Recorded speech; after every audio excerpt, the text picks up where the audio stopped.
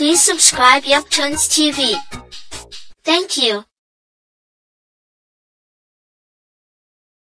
गरीब की बारिश। शहर की कच्ची बस्ती में एक गरीब मजदूर कालू रहा करता था। कालू के घर में उसकी पत्नी जानकी थी।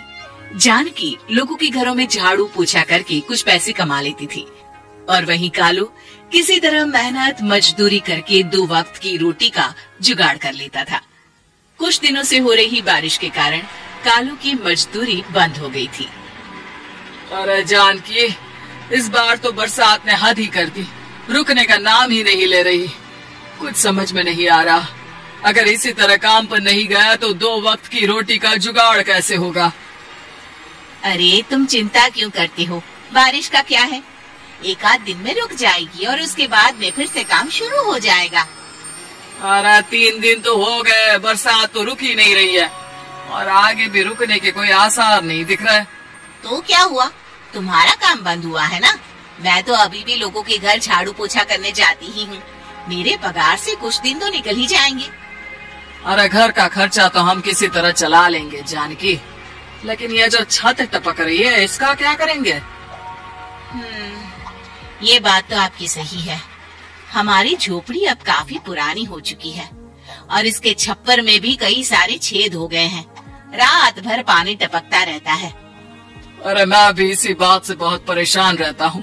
कहीं किसी दिन ज्यादा बारिश आ गई तो हमारी झोपड़ी टूटकर बिखर ना जाए। राम राम राम, ऐसी अशुभ बातें क्यों करते हो? अरे ऐसा कुछ नहीं होने वाला। ये झोपड़ी ही तो हमारा सब कुछ है। अगर यही नहीं रही तो हम जाएंगे कहाँ? ठीक है जानकी, जब तुम्हारी पगार मिल जाएगी तो कुछ पैसे बचाकर झोपड़ी के छप्पर की मरम्मत करवा लेंगे। शायद हमारी परेशानी कुछ कम हो जाए। ठीक है जी, अब ना ज्यादा परेशान मत हो। ये लो खाना खा लो और सो जाओ, सुबह मुझे भी जल्दी काम पर जाना है। जानकी और कालू अपनी झोपड़ी में सो गए। रात को अचानक से बहुत तेज बारिश शुरू हो गई। धीरे धीरे बारिश का पानी कालू की बस्ती में भरने लगा। पानी भरते भरते झोपड़ी के बाहर तक पहुंच गया था। सुबह के वक्त जब कालू और जानकी सोकर उठे, हे भगवान, ये क्या हो गया? बारिश का पानी तो हमारे घरों तक पहुंच चुका है। अब मैं काम पर कैसे जाऊंगी? रहने दो जानकी, तुम आज काम पर मत जाओ।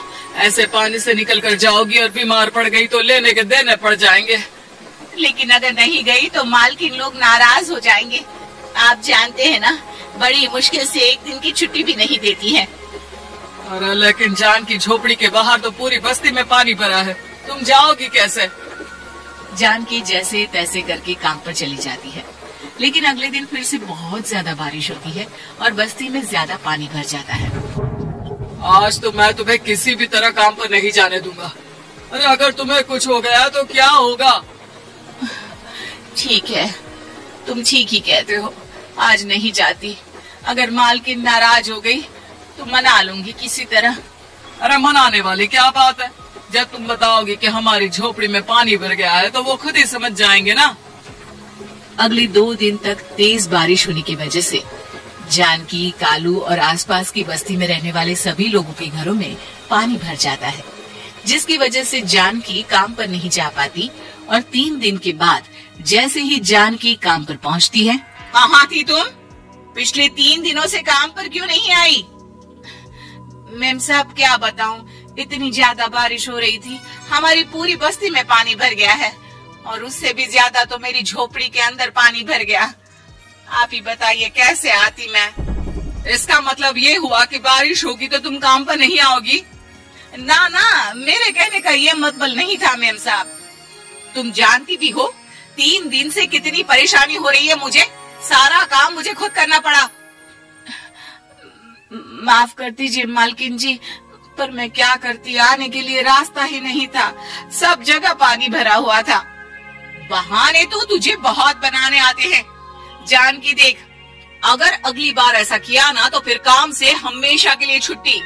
अरे ना ना मालकिन, ऐसा मत कीजिए। बारिश की वजह से मेरे पति की मजदूरी भी छूट गई है। बड़ी मुश्किल से घर में 2 वक्त खाने की रोटी का जुगाड़ हो पाता है। आप मुझे काम से निकाल देंगे तो हम क्या खाएंगे? अगर इतनी ही चिंता है तो फिर रोजाना काम पर आया करो। चलो अब जल्दी से जाकर घर का सारा काम करो। बारिश रुकने का नाम ही नहीं ले रही थी।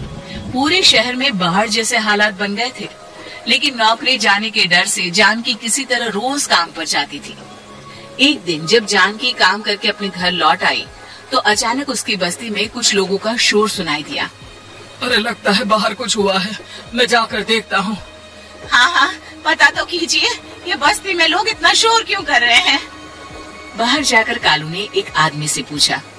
अरे क्या हुआ भाई, इतना शोर क्यों मचा रहा है? अरे क्या बताए भैया, अपने बस्ती के बाहर एक पुल टूट गया है और वहाँ पर एक कार फंसी है। थोड़ी देर में अगर किसी ने नहीं बचाया ना तो वो कार पानी में बह जाएगी। ये क्या कह रहे हो भैया, कार के अंदर कोई है क्या? हाँ, कोई औरत बैठी है, अकेली है, बहुत रो रही है बेचारी, मदद के लिए बुला रही है। अरे तो हमें जाकर उनकी मदद करनी चाहिए ना। अरे लेकिन इसमें बहुत खतरा है, हमें अपने आप को बचाना चाहिए। पानी कभी भी हमारी बस्ती की तरफ आ सकता है। अरे तुम्हें नहीं चलना तो मत चलो, लेकिन मैं तो जाकर उस औरत की मदद जरूर करूंगा। कालू उस जगह पर पहुंचता है जहां वो औरत कार में फंसी हुई थी। वहां पर पानी का बहाव बहुत तेज था और सारा पानी कालू की बस्ती की तरफ ही आ रहा था। कालू ने एक बड़ी सी रस्सी को पेड़ से बांध दिया और दूसरे सिरे को कार की तरफ फेंक दिया और उस औरत को रस्सी के सहारे बाहर आने के लिए कहा। तभी वहां जानकी भी दौड़ती हुई आई। अरे ये तो मेरी मालकिन है, जिनकी यहाँ मैं काम करने जाती हूँ। और मैडम जी, आप डरिएगा मत, आपको कुछ नहीं होगा। आपकी गाड़ी को भी मैंने रस्सी से बांध दिया है। थोड़ी देर में पानी का बहाव कम हो जाएगा, फिर हम आपकी कार को भी बाहर निकाल लेंगे। क्या तुम जानकी के पति हो? हाँ, जानकी मेरी ही पत्नी है, आपके यहाँ काम करती है ना। लेकिन मेम साहब, आप यहाँ पानी में कैसे फंस गई? अब क्या बताऊं, मैं अपनी सहेलियों के साथ पिकनिक पर गई थी, वहीं से लौट रही थी। अचानक पानी का बहाव तेज हो गया और मेरी गाड़ी फंस गई। अरे कोई बात नहीं मालकिन, अब ना आप बिल्कुल सुरक्षित हैं। मैं तो बहुत बुरी तरह डर गई थी, कब से मदद के लिए चिल्ला रही थी, लेकिन कोई मेरी मदद के लिए नहीं आया। भला हो तुम्हारा पति का जिसने मेरी जान बचा ली। लेकिन जानकी, मैंने तुम्हारे साथ बहुत गलत व्यवहार किया। इतने खराब मौसम और बाढ़ में भी तुम्हें काम पर आने के लिए कहा, नौकरी से निकालने की धमकी भी दी, और तुमने मेरी जान बचाई। मुझे माफ कर दो। अरे कोई बात नहीं मालकिन, आपकी जान बचाना तो हमारा धर्म था। देखो जानकी, तुम्हारी झोपड़ी में जो भी नुकसान हुआ है उसके लिए मैं तुम्हें पैसे दूंगी। आज तुम्हारे पति ने मेरी जान बचाई है और आज के बाद मैं तुम्हें कभी भी नौकरी से निकालने की धमकी नहीं दूंगी। आज मैं तुम्हारी परेशानी को अच्छी तरह समझ चुकी हूँ। हम जैसे पैसे वाले लोगों के लिए अपने घर में बैठकर बारिश का मजा लेना बहुत आसान है, लेकिन तुम गरीब लोगों के लिए बाढ़ और बारिश काफी परेशानी खड़ी कर देते हैं। ये बात मुझे आज अच्छी तरह समझ आ गई है। आपका बहुत बहुत धन्यवाद मालकिन। Please subscribe Yup Twins TV. Thank you.